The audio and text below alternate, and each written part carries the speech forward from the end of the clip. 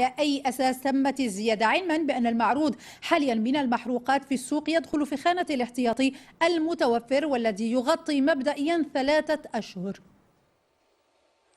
مرحبا. هذه الزيادة تمت اعتمادا على تطبيق نظام المقايسة، واللي هو على حساب الثمن اللي كان في السوق العالمي هذه الشهرين اللي فاتت، بحيث هذا الثمن وصل 118 ديال الدولار للبرميل في الوقت اللي في إطار القانون ديال المالية الحكومة تعهدت بدعم الأسعار ديال المحروقات إلى حدود 105 ديال الدولار. إذا الفرق كبير ما بين 105 و 118، أنه كل دولار تيسوى تقريبا 700 مليون ديال الدرهم ديال الدعم ديال الحكومة. أصبح غير من المتحمل نهائيا، لا من الناحية الاقتصادية ولا من الناحية المالية ولا من الناحية الاجتماعية، باش الحكومة تبقى الدعم بدون حدود. وبالتالي قلنا أنه لا بد من تطبيق نظام المقايسة. نظام المقايسة تعني التغيير ديال الأسعار، ما تعنيش فقط الزيادة، يعني كذلك النقصان، وتعني النقصان في الثمن بدون حدود ولكن الزيادة بحدود، لأن الحكومة ما غاديش تزيد إلى ما لا حدود له. الحكومة خدات التأمين، غادي تخلصوا من الميزانيه العامه باش الى تعدى الثمن ديال البترول 120 دولار للبرميل ما غاديش تزيد على المواطنين. اذا غادي نزيدوا ما بين 105 و 120. اذا تعدينا الثمن ديال 120 الحكومه خدات الاجراءات ديالها ديال التامين باش ما تزيدش على المواطنين، ولكن النقصان في الثمن بدون حدود. الان الاسعار ديال البترول وصلت الى ما وصلت اليه، هذه 3 ديال السنوات ما تزحزحتش على 100 ديال الدولار، يعني ما هبطتش نهائيا على 100 ديال الدولار. 2011 الحكومه 56 مليار ديال الدولار، 2012 اكثر من 50 مليار ديال الدولار ديال الدرهم عفوا ديال الدعم، 2013 ماشيين في نفس المنحى. هذا الدعم ديال 10 سنين في السنوات الماضيه. السنوات الماضيه النظام ديال المقاصه ما كان تيدفع الا 4 ديال المليار ديال الدولار في السنه. اذا صبحنا في تندفعوا اكثر من 10 ديال السنوات. ما اصبحش متحمل نهائيا، لانه خصنا نخلصوا الاجور ديال الموظفين، خصنا نديروا الاستثمارات في التعليم، في الصحه، في الطرق، والا فالميزانيه كلها تمشي في نظام الدعم.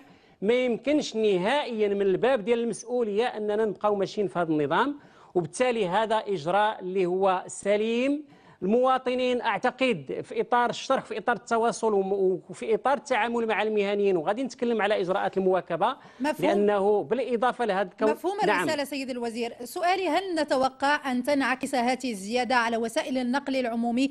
قس على ذلك اثمنه الخضار والفواكه، هل ستراقبون هذه النقطه تحديدا؟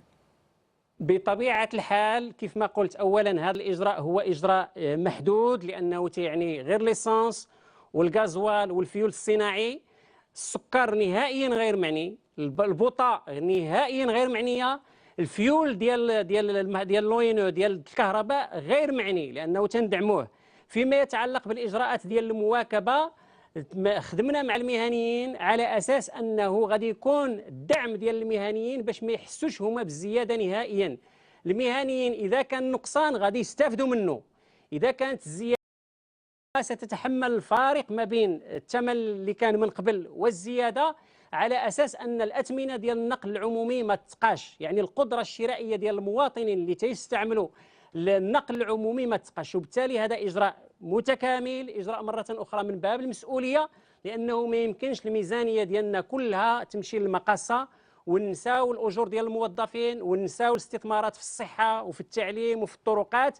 لا بد، لانه هذه الاسعار اصبحت مهوله لا يمكن ان تتحمل.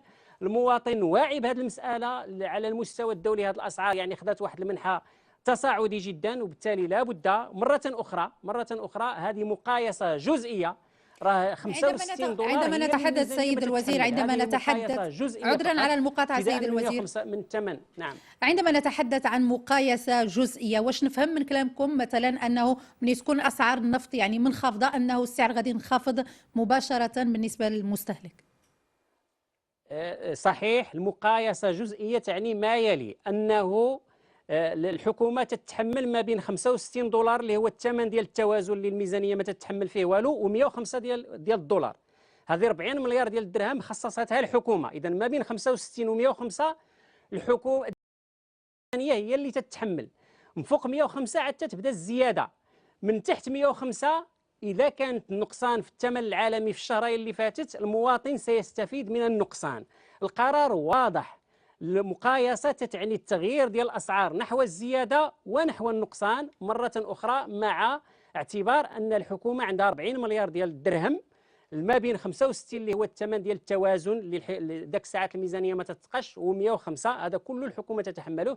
ما فوق 105 يتحمله المواطن إلى حدود 120، من 120 الفوق خدينا تأمين خلصناه حتى هو بالميزانية العامة. من تحت 105 يعني في الثمن ديال هذاك المواطن سيستفيد من التغيير وستستفيد منه النقل العمومي، مع العلم أن النقل